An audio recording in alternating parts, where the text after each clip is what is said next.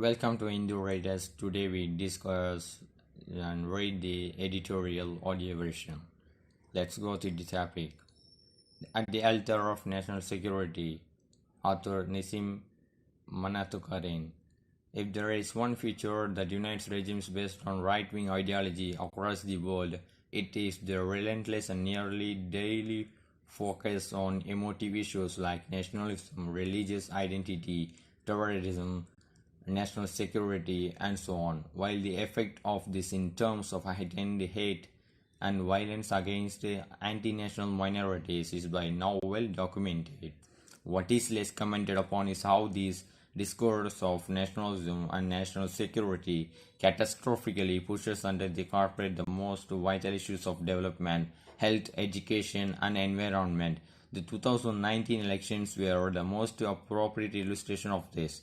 According to the ruling party, Pulwama, Balakot, and Pakistan, and the non-unemployment farmers, distress, or economic slowdown were to be the election priorities of the world's largest democracy, and its supporters and large sections of the media duly propagated the same.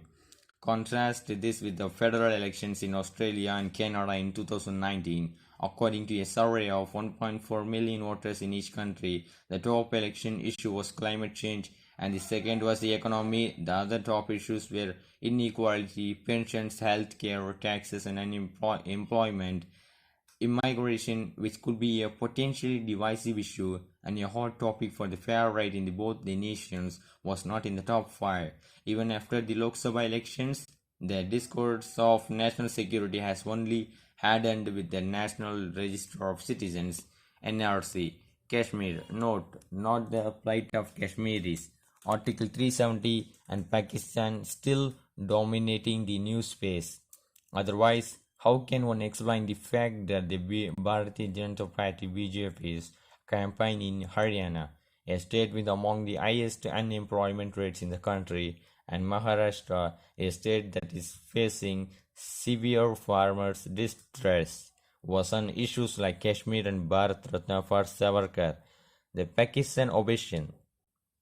An analysis done by political satirist Ramit Verma showed that the 2 popular primetime news debate across four major Hindi channels till October 19, at least 79 were about attacking Pakistan and 66 about attacking the opposition, 36 about praising the Prime Minister and the ruling party, and 14 about Ram Mandir. There was not a single debate on economy, unemployment, education, health, gender, farmers, or the environment. This is simply staggering by any measure. Therefore, unsurprisingly, the annual Global Hunger Index (GHI) reports come and go without any debate or outrage. But for a ruling establishment obsessed with Pakistan, the latest report should have rung the bells. If in 2015 India was ranked 80th out of 104 countries and well ahead of Pakistan every year since then, the gap has closed with Pakistan finally overtaking India in 2019 and being 8 ranks ahead.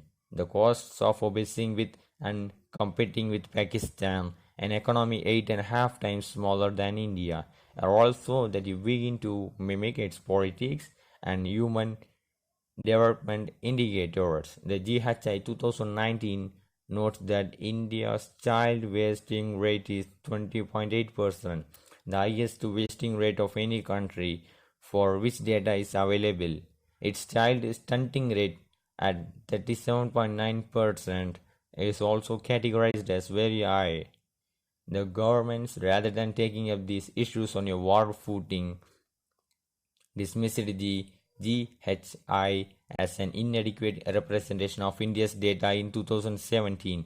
True, hunger and its manifold dimensions are not a creation of the present regime, but the brazen and willful negation or deflection of human development issues by national security is its unique contribution.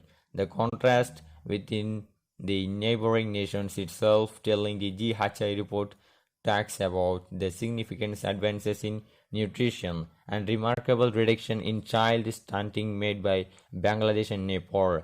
And surprisingly, they are 14 and 29 ranks ahead of India's respectively.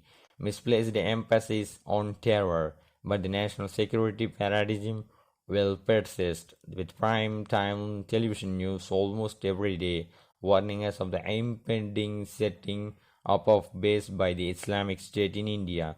This is not a typical.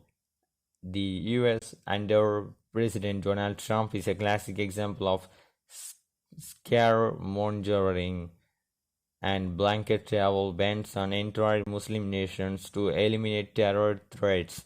Such vastly disproportionate response to terrorism has been exposed by research as misplaced. Between 1970 and 2007, the chances of being killed by a terrorist in the US were 1 in 3.5 million bracket according that is including on 9 by 11. During the 2008-2015 period, the risk of being killed by a foreign-born terrorist on US soil was 1 in 104 million. Compare this with the chances of dying from choking on food 1 in 4,404 or in a car accident 1 in 272 against the conventional wisdom that it because of the huge amount of resources spent on counter-terrorism that the risk is so minimal. Scholars and John Muller and Mark Stewart argued earlier in this decade that cumbersome security protocols in airports had led to more people traveling by road, leading to around 500 extra road fatalities every year. They also contended that if the money spent on saving people from terrorism attacks had been diverted to countering other dangers with extremely high risk, that could have saved 1,000 times more lives. Despite the severe challenges that India faces in the terms of terrorism, the numbers have to be similarly seen with perspective. In 2018, terrorism militancy killed 400 civilians and security personnel.